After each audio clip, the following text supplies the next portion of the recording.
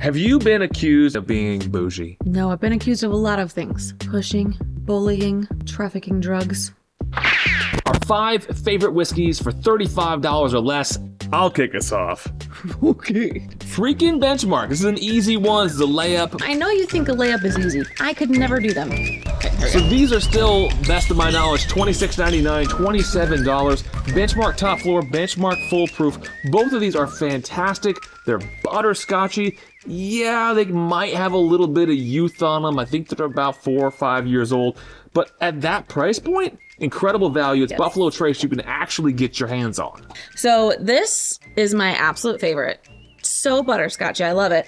I don't remember Top Floor, honestly, and it doesn't look like I liked it as much because it's still a little bit more full. Well, it's a lower proof point. It's 86 proof. Okay. If you're ready to wake up and go to work, here you go. Here's your mouthwash shot. All right, Kira, what's one of your favorites that's $35 or less? Infinite Oak. Shoop.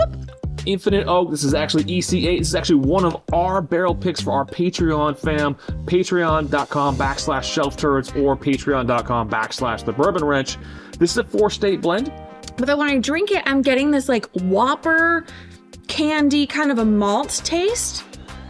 And then I have this like weird Willy Wonka Nestle kind of chocolate factory, like the river, in my mouth as well. Because the finish sticks around for more than a hot minute. At $35, I don't know that it can be beat. All right, so you know how some chocolate is better than others? Sure. Okay, like a Kit Kat chocolate compared to a Snickers chocolate. They're different chocolates. They're different chocolates, Yeah. all right? This is a river chocolate. So what falls in rivers? Everything, okay? Willy Wonka's river is probably not the most sanitized. That's what this is going to taste like. Well, Augustus Gloop fell in that river. He did. He fell in it, and then he was like, we got to clean the water, all that stupid stuff, because it's fat, bitch. No, I'm joking. It was a joke. So next on our list, I'm so excited about everything coming out of Old Dominick in Tennessee. So Old Dominick has their own distillate that they age. Old Dominick buys MGP and they age it in Tennessee. This is one of the more affordable pours. Anything coming out of Old Dominick, and we've talked about a couple different bottles in recent videos.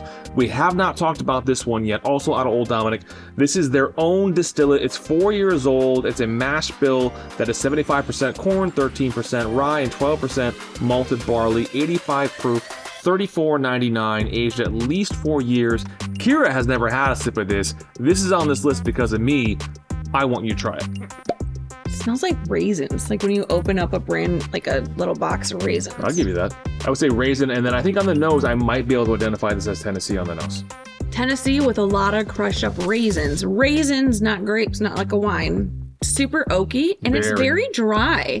I actually like a dry whiskey. Is it dry to you, or is it just me? I would say the only thing I would add there, 100% raisin, and the big thing that comes off to me on the palate is oak, which is wild because it's an 85 proofer that only has a 4-year age statement on it. Oh, I would not have thought that. Ton of oak and maturity for that. Yeah. The only thing I would add to your raisins and oak would be graham cracker.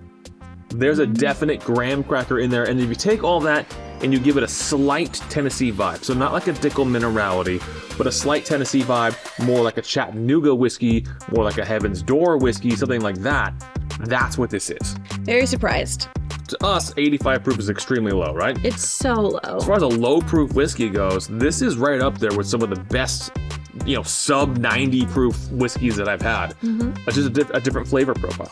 Pleasantly surprised. I actually really like it, and I really like it at that proof point too. All right, Kira, what's next on your list? We got some Cooper's Craft. Y'all know what a Cooper is? No, and that's fine. Oh, this smells wonderful. Yeah? It almost smells like buttered popcorn to me. Keep going. Buttered popcorn, it's the Chicago or Detroit mixed popcorn. So you got the cheddar, the butter, and then you have caramel popcorn. Dang, that's good. Surprisingly, it's so caramely. It's like a salted caramel popcorn, honestly. That's good. Oh, now I'm getting like, those fudge popsicles back in the day? Now I'm getting that. First sip of Cooper's Craft in a while. We ran out a while ago. It took us a while to rebuy this bottle. That is impressive. Wow. At like $35, that's fan-fucking-tastic. Extremely mature. Oh my gosh. Lots and lots of barrel. Deep, dark palate. Tobacco. A little bit of sweetness in there, almost like a sweetened tobacco. Very robust, deep dark. I cannot believe we allowed Cooper's Craft to not be in the bar as long as we did. This one has to be an immediate rebuy when it's gone. One final bottle to get into, and if you've been a fan of the channel for a while, you probably see this one coming. It's Evan Williams, bottled and bond. It's so much better than Evan Williams Bottled and Bond. JW Dan at about $20, which you can find it in Kentucky pretty much all day long for $20, is one of the best Heaven Hill products that they really good. literally have on the market. I prefer it to Evan Williams Bottled and Bond. Yeah. I prefer it to Fighting Cock.